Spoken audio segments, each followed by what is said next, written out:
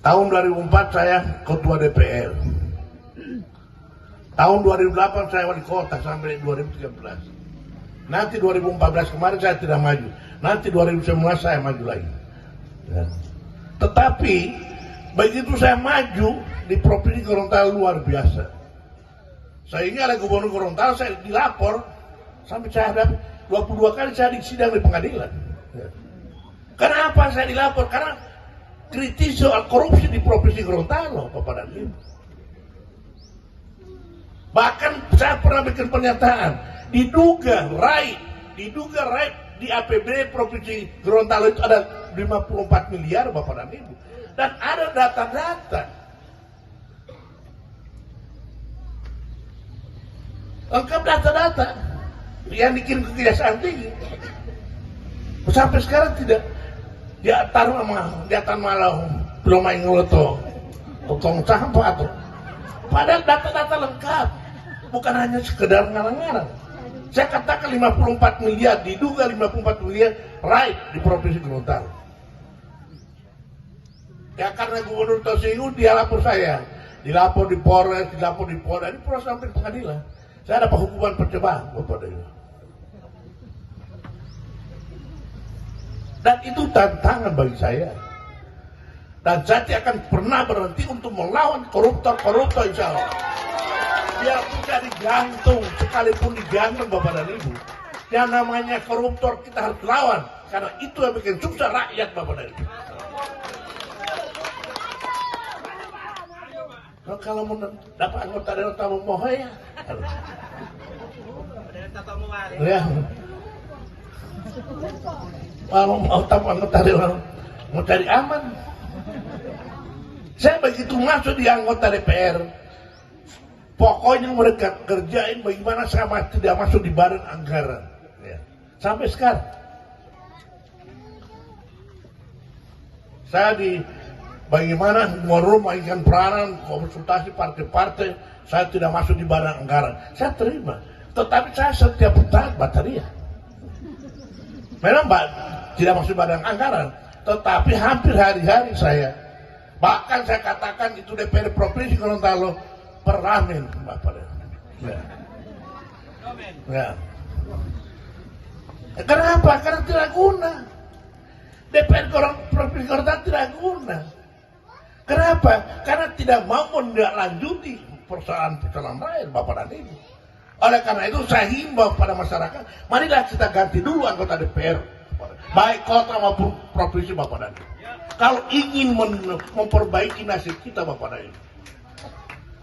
Kalau ini anggota DPR itu juga, sama dengan Anda. Ngomongnya dia.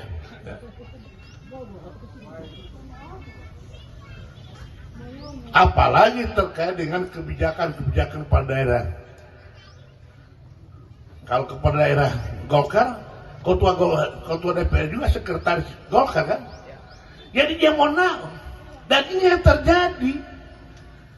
Justru kita mengoreksi gubernur karena gubernur orang Golkar, maka sekretaris Golkar, ketua DPR Golkar dihalangi program ini.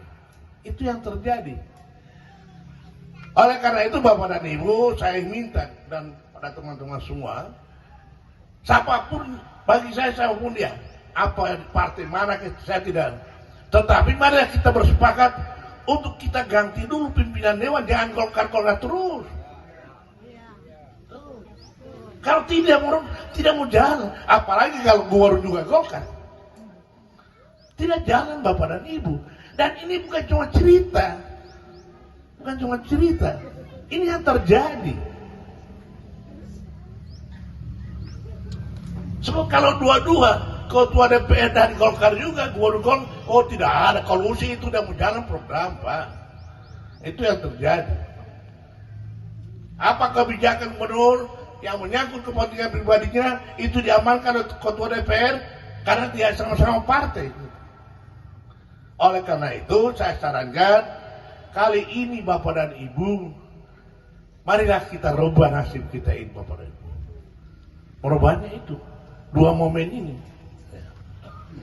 Kalau kita berbicara jujur, Gorontalo ini sudah 23 tahun pisah dari provinsi Gorontalo. Ya. Dari provinsi Sulu ya, provinsi Sulu ya. Kita pisah dari provinsi Sulu ya. Sudah 23 tahun. Ya.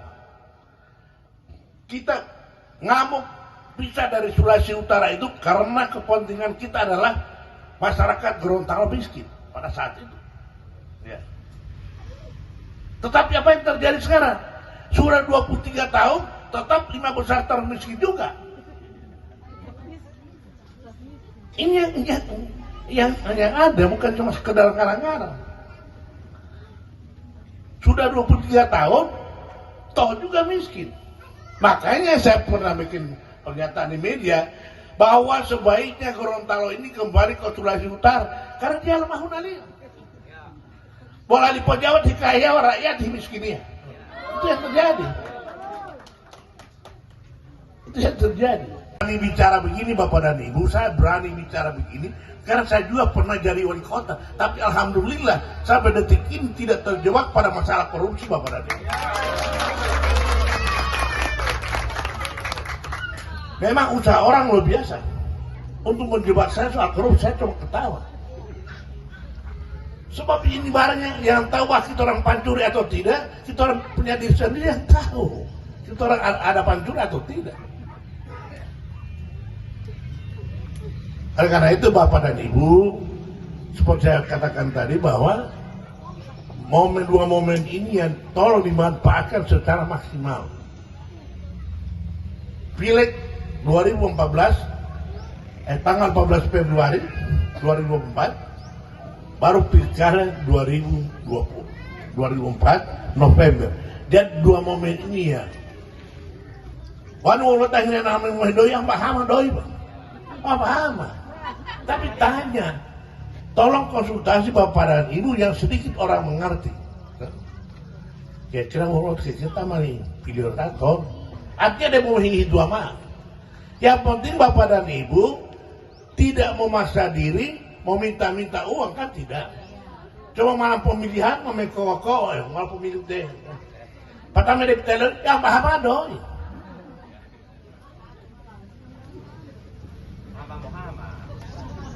Tetapi saya sarankan untuk tetap konsultasi juga pada yang sedikit tahulah tokoh-tokoh masyarakat. Kira-kira orang tahu taman pilih latih, kira-kira tak tahu ya.